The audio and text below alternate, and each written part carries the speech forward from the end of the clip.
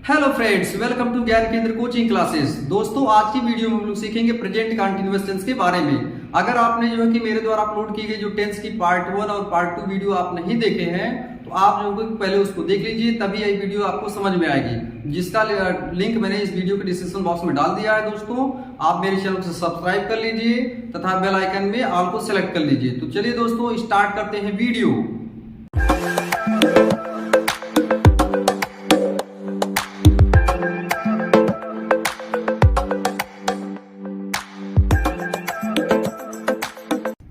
तो चलिए दोस्तों, देखते हैं हम प्रेजेंट कंटीन्यूअस टेंस की पहचान क्या होती है। देखिए, पहचान में लिखा हुआ है जिन हिंदी वाक्यों के अंत में रहा है, रही है, रहे हैं, रहा हूं आदि शब्द आते हैं उन्हें प्रेजेंट कंटीन्यूअस टेंस का वाक्य कहते हैं। तो देखिए दोस्तों, इसकी पहचान बहुत आसान है। अगर आप इसकी पहचान को आप लर्न कर लेते हैं, सीख लेते हैं, तो इसी के आधार पर जो है पास्ट का और फ्यूचर का कंटीन्यूअस आप आसानी से सीख जाएंगे दोस्तों। तो देखिए, इसकी यह पहचान होगी। तो पहचान में क्या दिया है कि किसी भी वाक्य के अंत में रहा है, रही है, रहे हैं तथा रहा हूं अगर ये शब्द आते हैं तो उन्हें हम क्या बोलते हैं? प्रेजेंट कंटीन्यूअस टेंस का वाक्य कहते हैं। चलिए दोस्तों, इसकी देखते हैं हेल्पिंग वर्ब क्या है। तो दोस्तों देखिए, यहाँ इसकी हेल्पिंग वर्ब लिखी हुई है इज, एम, आर। इसकी हेल्पिंग वर्ब क्या होती है प्रेजेंट कंटीन्यूअस टेंस की? Is, am, are. अब देखिए दोस्तों, इसमें अगर हम अफर्मेटिव सेंटेंस की बात करें तो देखिए अफर्मेटिव सेंटेंस का स्ट्रक्चर कैसे बनता है। तो देखिए दोस्तों, स्ट्रक्चर में दिया गया है, पहले लिखा जाता है सब्जेक्ट, उसके बाद आएगी हेल्पिंग वर्ब। हेल्पिंग वर्ब में से इज, एम, आर, ये तीनों हेल्पिंग वर्ब है, तो इनमें से कोई एक आएगी, प्लस उसके बाद क्या है? V fourth. अब देखिए दोस्तों, वी फोर्थ का मतलब क्या? कहीं आपको बुक में वी फोर्थ मिल जाएगा, या फिर किसी बुक में वी फोर्थ नहीं देता है, उसके प्लेस पे आपको देता है V1 प्लस ING। तो V1 प्लस ING, तो वी फोर्थ मतलब आप समझ जाइएगा, इसका मतलब कि वर्ब की फर्स्ट में ING जोड़ना है। उसके बाद क्या है? ऑब्जेक्ट लिखा हुआ है plus remaining word. Remaining word अब क्या होता है? जो ऑब्जेक्ट के अलावा जो वर्ड बच जाते हैं उसको बोलते हैं रिमेनिंग वर्ड, तो वह लास्ट में लिख दिए जाते हैं। चलिए दोस्तों, हम देखते हैं एग्जांपल थ्रू, इसको अच्छे समझते हैं। जैसे लिखा हुआ पहला एग्जांपल कि वह पत्र लिख रही है।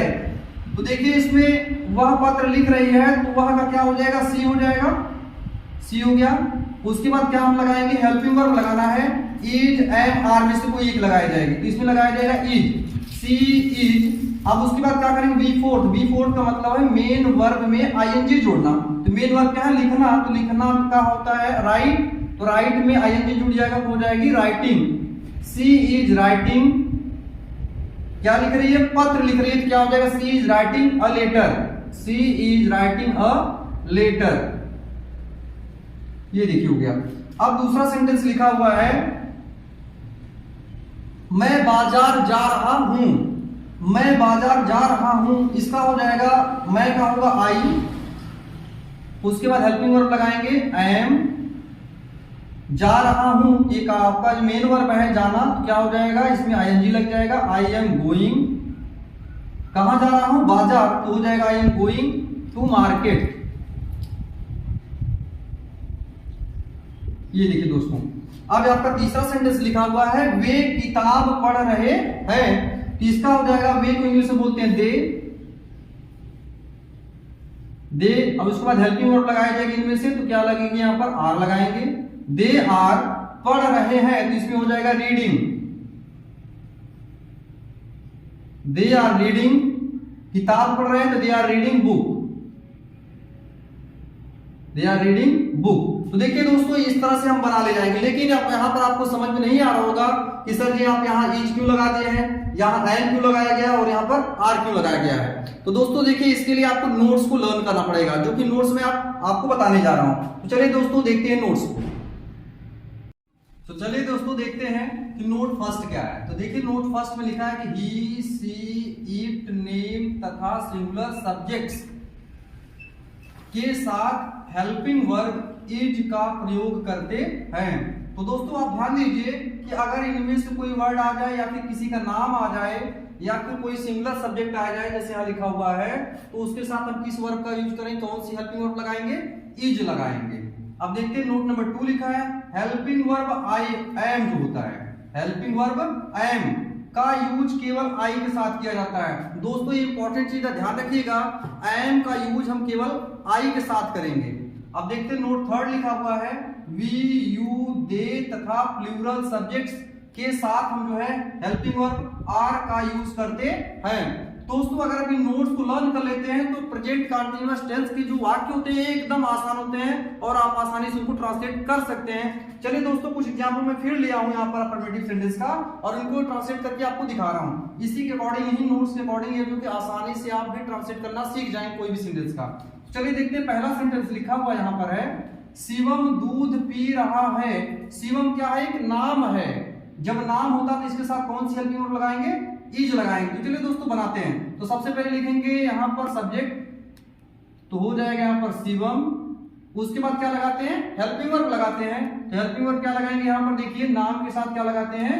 इज का यूज करते हैं। तो शिवम इज। अब वर्ब की फोर्थ फॉर्म आएगी, तो पीना होता है ड्रिंक माने, तो हो जाएगा इसका ड्रिंकिंग। और उसके बाद हो जाएगा दूध का, हो जाएगा the milk. Shivam is drinking the milk. Shivam दूध पी रहा है। दोस्तों देखिए कितना आसान हो गया। इन नोट्स को अगर आप लर्न कर लेते तो कंटीन्यूअस टेंस आपके लिए बहुत ही आसान हो जाएगा। चलिए दूसरा सेंटेंस देखते हैं। लिखा हुआ है, मैं ग्रामर पढ़ा रहा हूं। तो देखिए इसका कैसे बनाएंगे?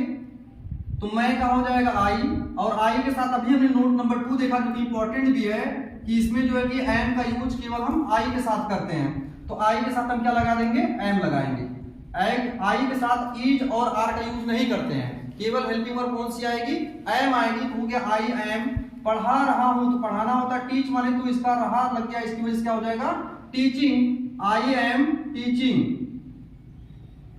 I am teaching. क्या लिखा है? ग्रामर। तो यहां हो जाएगा आई एम टीचिंग ग्रामर।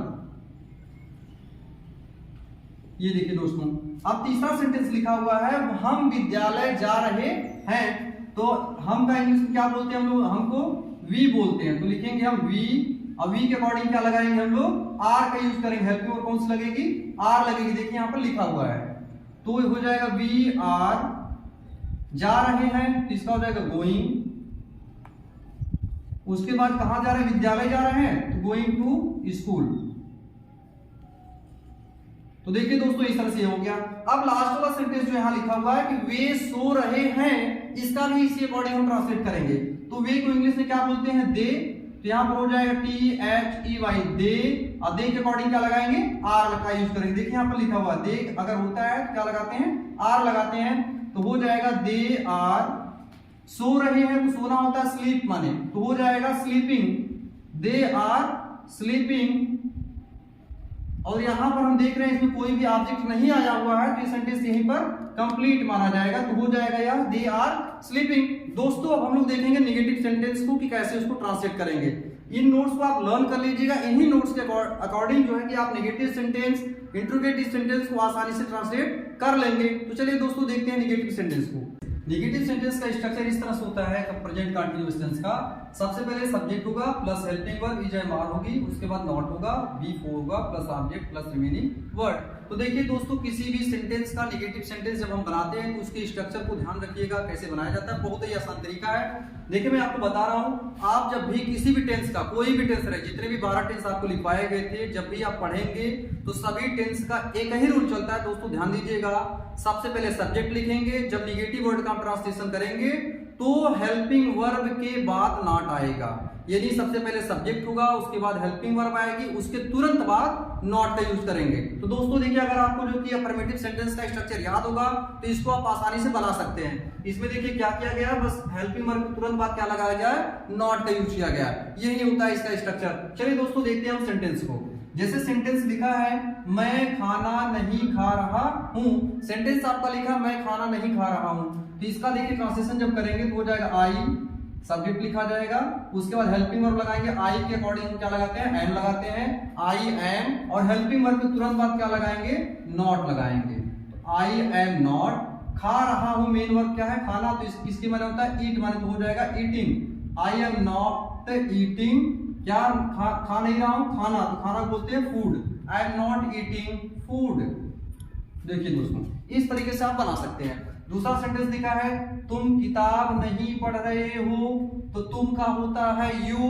तो तो यहाँ पर लिखा जाएगा यू, फिर नहीं पढ़ रहे हो तो तुम के अकॉर्डिंग क्या लगाएंगे हम, यू के अकॉर्डिंग आर का यूज करेंगे, यू आर, फिर उसके बाद नहीं है तो इसलिए लगाएंगे हम नॉट, हेल्पिंग वर्ब तुरंत बाद, यू आर नॉट पढ़ रहे हो, इसका हो जाएगा रीडिंग,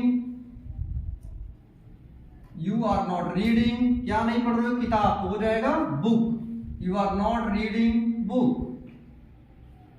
ये देखिए दोस्तों, अब तीसरा सेंटेंस लिखा है राम छत पर नाच रहा है, तो सबसे पहले लिखेंगे राम, राम क्या है, एक नेम है, एक नाम है, तो नाम के अनुसार हम क्या लगाते हैं, इज लगाते हैं, तो राम इज, उसके बाद मेन वर्ब आएगा, तो मेन वर्ब क्या है, नाचना, तो नाचना किसके माने होता है, डांस मीन्स, तो हो जाएगा डांसिंग, राम इज डांसिंग। अब कहां नाच रहा है, इसमें क्या बचा हुआ आपका सेंटेंस में, देखिए बचा क्या है, छत पर, ये बचा है तो लिख देंगे on the roof, on the roof, ये देखिए बन गया, तो राम छत पर नाच रहा है, इसका हो जाएगा Ram is dancing on the roof. अब देखिए इसका सेंटेंस लास्ट वाला क्या है, वे दारू नहीं पी रहे हैं, तो इसमें क्या हो जाएगा, वे को हम बोलते हैं दे, अब दे के अकॉर्डिंग क्या लगाएंगे, कौन सी हेल्पिंग वर्ब लगेगी, आर का यूज करेंगे हम लोग, यहां हो जाएगा दे आर, फिर नॉट लगाएंगे, दे आर नॉट, सॉरी दोस्तों, यहां पर देखिए जो सेंटेंस लिखा है राम छत पर नाच रहा है, तो यहां पर नेगेटिव रहेगा, तो चलिए दोस्तों कोई बात नहीं, आपने जो कि अफर्मेटिव सेंटेंस देखा होगा वो अफर्मेटिव का यहाँ पर एग्जांपल आ चुका है, उसके अकॉर्डिंग बनाया गया है। देखिए वे दारू नहीं पी रहे, इसका क्या होगा, दे आर नॉट, पीना का हो जाएगा drinking, they are not drinking, they are not drinking, दारू तो होता है लिकर या alcohol, they are not drinking alcohol. ये देखिए दोस्तों बन गया। अब दोस्तों लोग देखेंगे इंट्रोगेटिव सेंटेंस को, तो देखिए इसमें इंट्रोगेटिव सेंटेंस आपको प्रेजेंट इंडेफिनिट टेंस का जो हमने पढ़ाया था, वीडियो जो डाली है उसमें बताया गया था कि जो है कि इंट्रोगेटिव सेंटेंस दो तरह का होता है, एक तो होता है टाइप फर्स्ट, ऐसे वाक्य जिनमें क्या होता है, क्यू डब्ल्यू जो प्रश्नवाचक शब्द होता है, क्या, यहाँ देखिए क्या लिखा हुआ है, अगर यह वाक्य की शुरुआत में होता है तो इसको बोलते हैं टाइप फर्स्ट। एक होता है कि टाइप सेकंड, जिसमें क्या होता है कि क्वेश्चन वर्ड वाक्य के बीच में आता है। तो पहले हम लोग देखेंगे टाइप फर्स्ट, ऐसे वाक्य जिनमें क्यू डब्ल्यू यानी कि क्या वाक्य के शुरुआत में आता है। तो देखिए दोस्तों उसमें भी आपको रूल बताया गया कि अगर शुरुआत में प्रश्नवाचक शब्द क्या आता है तो क्या की इंग्लिश नहीं लिखते हैं, हम क्या लिखते हैं उसके प्लेस पे हेल्पिंग वर्ब लिखते हैं। तो चलिए दोस्तों देखते हैं उसके अकॉर्डिंग। तो देखिए यहाँ पर स्ट्रक्चर में भी आपको दिखाया गया, सबसे पहले हेल्पिंग वर्ब लिखी है इज, एम, आर, इन तीनों में से कोई एक हेल्पिंग वर्ब लगाई जाएगी। उसके बाद देखिए सब्जेक्ट है, फिर ब्रैकेट में नाट है, ब्रैकेट में आप जान रहे होंगे कि ब्रैकेट में इसलिए है क्योंकि अगर नहीं हिंदी वाले सेंटेंस में लिखा होगा तो हम नॉट लगाएंगे, अदरवाइज हम नॉट नहीं लगाएंगे। उसके बाद बी फोर्थ है plus object plus remaining word है। तो देखिए दोस्तों इसमें एग्जाम्पल लिया गया, पहला एग्जाम्पल है क्या वे किताब नहीं पढ़ रहे हैं। यहाँ देखिए वे तो इंग्लिश में बोलते हैं दे, तो दे के अकॉर्डिंग हम क्या लगाते हैं, आर लगाते हैं, दे के अकॉर्डिंग क्या बताया गया है, आर लगाते हैं। तो यहाँ हेल्पिंग वर्ब लगाया जाएगा क्योंकि क्वेश्चन वर्ड क्या अगर शुरू में आता तो वो क्वेश्चन वर्ड की इंग्लिश हम नहीं लिखते हैं बल्कि उसके प्लेस पे हम हेल्पिंग वर्ब लिखते हैं। तो यहाँ लिखा जाएगा आर। उसके बाद क्या लिखेंगे, सब्जेक्ट लिखेंगे तो हो जाएगा दे, आर दे। फिर क्या है, नॉट, अगर नहीं आएगा तो लगाएंगे, देखिए यहाँ पर नहीं आया है तो क्या लगाएंगे, नॉट, आर दे नॉट क्या कर रहे हैं, पढ़ रहे हैं क्या, किताब, तो reading, are they not reading the book, question mark. देखिए दोस्तों बन गया यार। इसी तरीके से इसको बनाएंगे हम, क्या अंश नाच रहा है, तो यहां देखिए कि नाम आया है तो नाम के साथ हम क्या यूज करते हैं, इज, तो यहां पर क्या लिखेंगे, इज, फिर क्या लिखेंगे, अंश, क्योंकि यह सब्जेक्ट है आपका, इज अंश, नाच रहा है तो नाचने बोलते हैं डांस, तो यहां हो जाएगा डांसिंग, इज अंश डांसिंग। देखिए दोस्तों यह हो गया। अब अगला सेंटेंस लिखा है क्या वह बाजार जा रही है, तो इसमें हो जाएगा वह, तो इसके अकॉर्डिंग क्या लगाएंगे हम, इज लगाएंगे इसके अकॉर्डिंग भी, तो इज, फिर वह बाजार जा रही है तो हो जाएगा इसका she, is she going to market. तो देखिए दोस्तों, इस तरह से हमने देखा टाइप फर्स्ट इंट्रोगेटिव सेंटेंस का। अब हम लोग देखेंगे इंट्रोगेटिव सेंटेंस का जो टाइप 2 होता है यानी टाइप सेकंड होता है, जिसमें यह होता है कि क्वेश्चन वर्ड जो क्या, क्यों, कैसे, कब, कहां, ये सब वर्ड कहां आते हैं, सेंटेंस के बीच में आते हैं, तो उनका हम कैसे ट्रांसलेशन करते हैं। तो चलिए दोस्तों देखते हैं। लिखा है टाइप सेकंड, ऐसे वाक्य जिनमें क्यू डब्ल्यू क्या, क्यों, कैसे, कहां वाक्य के बीच में आता है। अब इसका देखेंगे हम लोग स्ट्रक्चर। तो देखिए स्ट्रक्चर यह होता है कि अगर सेंटेंस के लास्ट बीच में क्वेश्चन वर्ड आता है तो सबसे पहले हम क्या लिखते हैं, क्वेश्चन वर्ड की इंग्लिश लिखते हैं। जैसे यहाँ लिखा है क्वेश्चन वर्ड, उसके बाद हेल्पिंग वर्ब लगाई जाएगी, फिर सब्जेक्ट होगा, उसके बाद नॉट अगर आता है तो लगाएंगे, नहीं तो नहीं लगाएंगे, उसके बाद ऑब्जेक्ट प्लस रिमेनिंग वर्ड रहेगा और लास्ट में आपको क्वेश्चन मार्क लगाना पड़ेगा। तो चलिए दोस्तों हम सेंटेंस के थ्रू इसको समझते हैं। पहला सेंटेंस लिखा हुआ है, तुम क्या कर रही हो। तो देखिए इसमें बीच में क्या सेंटेंस, कौन सा क्वेश्चन वर्ड आया है, क्या। यहाँ पर क्या आया है, क्या आया है, तो सबसे पहले हम क्या लिखेंगे, इसकी इंग्लिश लिखेंगे सबसे पहले, तो हो जाएगा व्हाट, उसके तुरंत बाद हेल्पिंग वर्ब लगाना पड़ेगा। तो तुम है तो इसके अकॉर्डिंग क्या लगाएंगे हम, आर, व्हाट आर, और उसके बाद तुम की इंग्लिश क्या लिखेंगे, सब्जेक्ट लिखना है उसके बाद, तो लिखा जाएगा यहाँ पर यू, व्हाट आर यू। अब लिखा है करना, किसके माने तो डू माने, तो तुम क्या कर रही हो, इसका सेंटेंस होगा, ट्रांसलेशन होगा इसका, व्हाट आर यू डूइंग, और एक क्वेश्चन मार्क। अगला सेंटेंस देखिए लिखा हुआ है, वे कहां जा रहे हैं। तो कहां को बोलते हैं इंग्लिश में हम, वेयर, तो वेयर सबसे पहले लिखेंगे वेयर। अब उसके बाद क्या लगाएंगे, वे के अकॉर्डिंग क्या लगाएंगे हम, आर का यूज करेंगे, where are they, where are they, फिर मेन वर्ब की फोर्थ फॉर्म, तो जा रहे हैं तो हो जाएगा going, where are they going. तो दोस्तों अब देखिए तीसरा सेंटेंस लिखा हुआ है, वह स्कूल क्यों नहीं जा रही है। तो इसमें क्यों बीच में आता, सबसे पहले लिखेंगे हम क्यों की इंग्लिश, तो हो जाएगा वाई, फिर वह लिखा तो इसके अकॉर्डिंग क्या लगाएंगे, इज लगाएंगे, वाई इज सी, फिर उसके बाद नॉट का लगाएंगे, यूज करेंगे हम, why is she not going to school.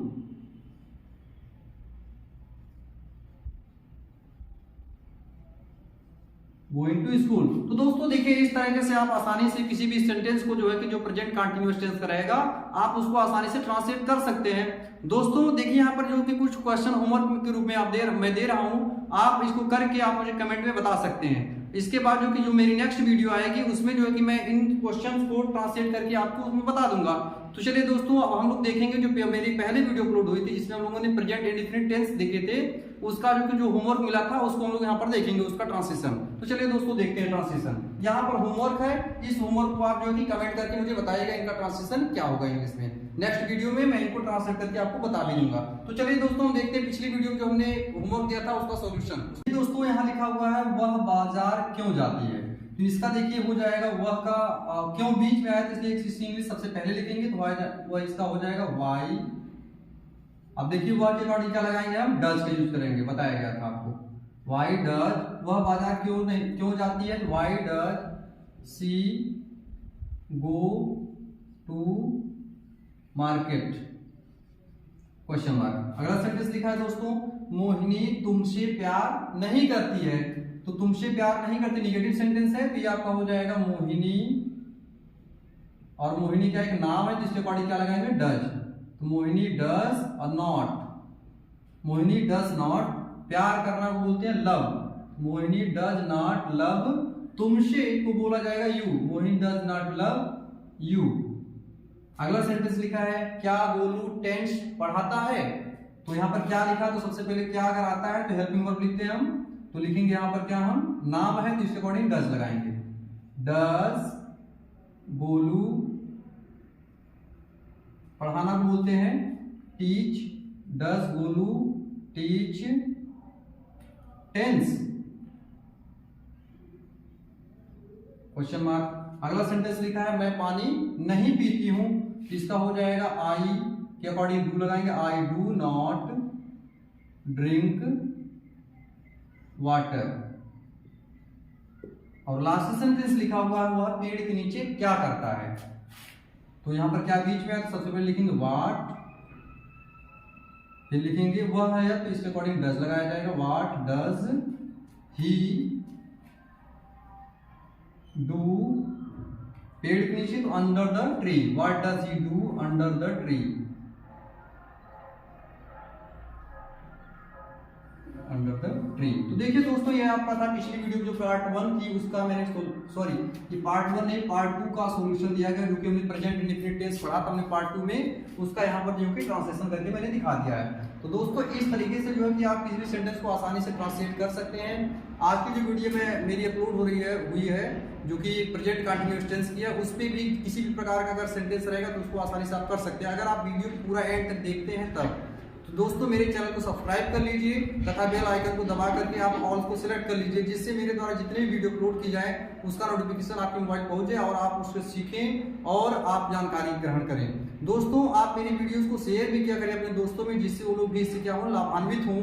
और इसके बाद देखिए दोस्तों, आपके लिए एक अच्छा मौका है कि इसके बाद हमारी टेंस की सीरीज चली रही है, उसके बाद हम एक्टिव पैसिव वॉइस पढ़ाएंगे, उसके बाद डायरेक्ट इनडायरेक्ट पढ़ाएंगे, जिससे कि आपको सीखने का मौका मिल सके।